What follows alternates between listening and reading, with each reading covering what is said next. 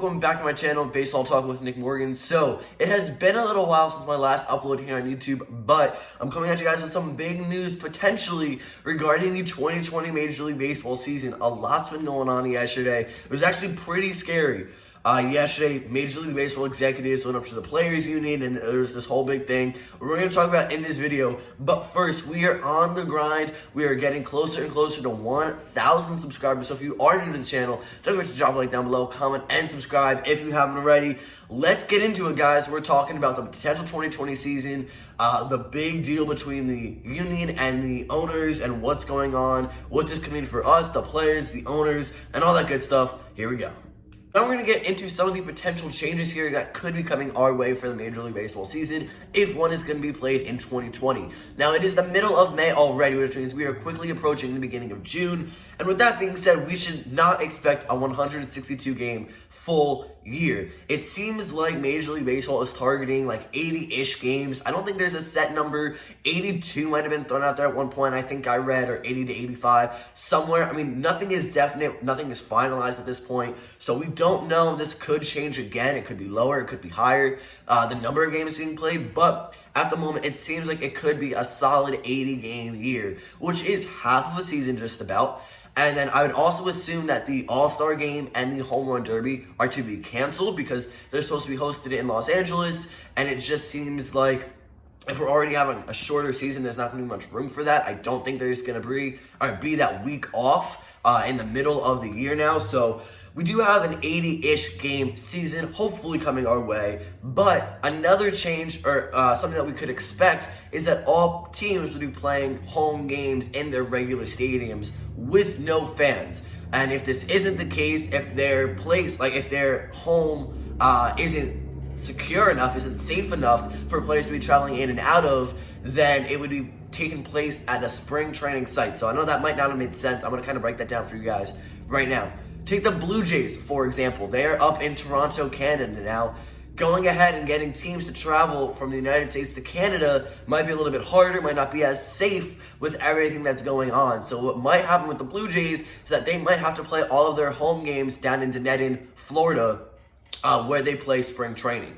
And they would go to their home spring training site, play competitive games there that count towards the regular season.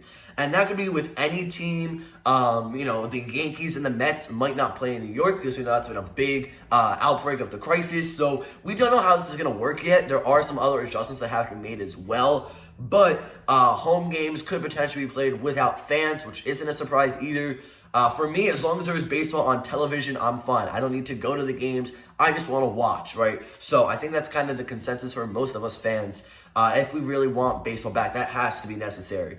And that's not to say that maybe fans won't be allowed into stadiums in August or September, because maybe they do change things up. Maybe this kind of goes away really quickly and we can go and attend big public events like that. But thousands of people at one time is not safe for the players or the fans or anyone involved for that matter. So, of course, other precautions have to be taken and they given priority. So in addition to a reduced season and the potential change of locations for home games, again, regarding certain teams, we do have a couple more things on this list that could be changed for the 2020 season. The first is a big one, the universal DH. So this would just mean that all the National League teams would get that designated hitter spot. And that's really big because that is a rule that is currently being discussed and looked over in Major League Baseball just in general. So now that this is a shortened season, there is an opportunity for us to kind of play with it here. Well, will the DH work in the National League or not? Is this something that the 15 teams that haven't had this DH spot, will they enjoy it? Do they like it? How does it play out? Stuff like that. So they're kind of figuring out the kinks here in case they do employ this rule later on down the line within a year or two from now. And it is a permanent universal DH every season. So that's kind of interesting because, of course, some of these teams, like the Pirates or maybe the Marlins, they don't necessarily have a DH guy. So you're going to see at least one more player with more playing time than usual, which is great. But it does kind of take away from the strategy effect of everything. I mean, the National League was cool in the sense that you could have pitchers lay down bunts or pinch hitters warming guys up in the bullpen, or something going on. Like, it's a strategy there. It was fun. That's what made the National League stand out a little bit different. It was more unique because of that. So it is kind of up for debate here, whether fans like it or not. I don't know. I'm kind of impartial to it at the point we stand at right now, because we haven't seen any gameplay with it, but the Universal DH could be coming our way. We also have an addition of more players to the roster for every team in Major League Baseball. So, of course, you have your 40-man, which is your biggest roster size, but currently, Major League Baseball is discussing adding more guys to that roster, so to get a lot more minor league guys coming up to a Major League level in case they go ahead and have needed playing time. So, that's going to be interesting. I don't know if that's really going to be a big difference or not. I mean, just having more guys up in the dugout and in the bullpen, I don't know. It's not like a big game-changing effect here. I mean, you are going to get young guys like the Yankees. I'm sure will call up big names. David Garcia will probably come up. He'll be part of that additional roster and everything. So we'll see how that works out. Again, I don't think that's a negative. That if anything is a positive, because we're going ahead adding more guys to an MLB roster. But at the end of the day, Major League Baseball wants it to be added, so it could be coming our way. And finally, we have a slight change to the divisions. Now, there was this whole big thing where the Grapefruit League would play itself, and it was about 15 teams, and then the Cactus League would play itself, and that was all based off of spring training sites. This is one of the potential ways to go about a 2020 season. I think I made a video about it a little while ago, but essentially all teams in spring training in Arizona would play it themselves only, and the same thing would go for Florida. If you were based in Florida for spring training, you'd only play the teams in Florida. So that, of course, changed things up a little bit. It kind of shook up the divisions. You had some National League teams playing the American League. You had the New York Yankees completely dominating their section. So it is a little bit different now. If a 2020 season does take place, it's going to be based off of location and kind of like geography. And also just, it'll be the American League East and the National League East, the American League West and the National League West, and the American League Central and the National League Central will be playing themselves only. And you wouldn't go apart from that. So you'd have the Yankees playing the Mets. You'd have other teams competitively playing. So you'd have the American League teams playing within the American League and also within the National League East, respectively. So it is different. I think it could be interesting to see some teams play others that we haven't really seen before too often. I think it would be cool. It's definitely a better solution than the Grapefruit League and the Cactus League, and I kind of like where this is going. So we are making progress, but as we talk about the Players Union in Major League Baseball, which I'm going to go into right now, it is scary progress. Yesterday, Major League Baseball approached the Players Union with a possible scenario on how they would pay all the players in Major League Baseball for the 2020 reduced season. Now, this is where it gets complicated, because Major League Baseball said that they would pay their players based off of a 50-50 revenue gain and a profit, right? So what that means is that any money that the New York Yankees, for example, bring in, 50% of that total sum of money would go to the owners, and 50% would go to the players. The problem with that is you have all of these players. You have a full 40-man roster. You have guys getting paid big money like Garrett Cole and Giancarlo Stanton annually. The Yankees owe them a lot. If you take the entire amount of money that the Yankees make this year, which could be not as much as every other year, of course, because there's no fans, how are you going to pay Garrett Cole and Giancarlo Stanton and every other player on that team who's going to have playing time? Brett Gardner has a 1-year contract. Aaron Hicks and Luis Severino have big contract extensions where they're making about $10 million a year. You can't afford that on a 50-50 revenue split. That is crazy to me. And I don't think, maybe teams like the Orioles, they might have a little easier job doing that because some of their big guys aren't owed a whole lot of money.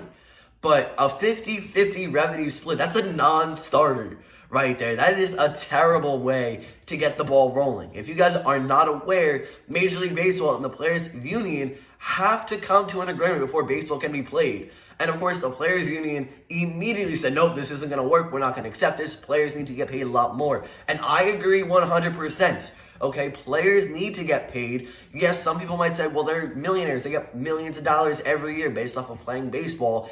I just want to see baseball back. Why can't they suck it up and deal with it? Well, they have a family. They have a life. They can't just go this entire year making very little money. Some guys are used to being able to rely on that money for Major League Baseball. And also, it is a health warning, and there's other risks involved is why baseball hasn't been started yet, right? Because you have Mike Trout and his wife who's expecting a baby in August. Neither of them can afford to get sick, right? Especially not now with the virus. And there's health risks involved. Players could get sick from this. They're risking a lot. And I think they need to kind of have that money, not just because of the risk factor, but they should be getting paid for their job. This is their job. Yes, it does form a really great vision of entertainment for us as fans, but they still are making a living off of baseball, and they need to get paid all this money. And I don't know, I might sound like a broken record at this point, but I am pro the players. I want them to get paid their money. I think they deserve it. And I mean, if we're being completely honest here, majority of the owners in Major League Baseball are already billionaires, and I think they can afford to scoop out a little bit more than that if they don't make as big of a profit this year off the 2020 season because they have to pay their players. That should come first. I think that should be priority, but whatever. So Major League Baseball really has to keep going and knocking on the players' union door like, hey, we got something new for you, until they get accepted. But they were shot down yesterday immediately with the offer. I mean, a 50-50 split just doesn't seem fair. You have over 40 guys to pay player-wise, and the owners, very little number there. So the fact that they're getting a lot of money, 50% of the profit, is a lot. And something I do want to add as well, you guys might not know, but the owners of each Major League Baseball team have books and records where they keep all their money. Like they say, okay, we got this much this year from the regular season, the postseason, etc. Those are all closed books. No one else has access to those books and to those numbers other than the owners. So who's to say that they're going to be truthful in like, okay, yeah, we made X amount and we're going to dish out 50% of that to the players, So there's a lot going on. A lot has to be changed. A lot has to be altered a little bit. But Major League Baseball and the Players Union have to come to an agreement soon, or else this could get ugly. It could be scary. Like yesterday, I was nervous because I didn't know. I mean, of course, the Players Union wasn't going to say yes to that proposal of a 50-50 split, but when are they going to agree to something? Will they agree to something, Major League Baseball has to find a way to pay their players, and if they can't do that, there might not be baseball this year. So guys, that's going to end it for this video. If you enjoyed, don't forget to drop a like down below, comment, and subscribe. Let me know down below in the comment section what you guys think about A, all of the new potential rules coming to Major League Baseball in 2020, and B, the fight between Major League Baseball and the Players Union. Thank you guys so much for watching. I'll see you all next time. Peace.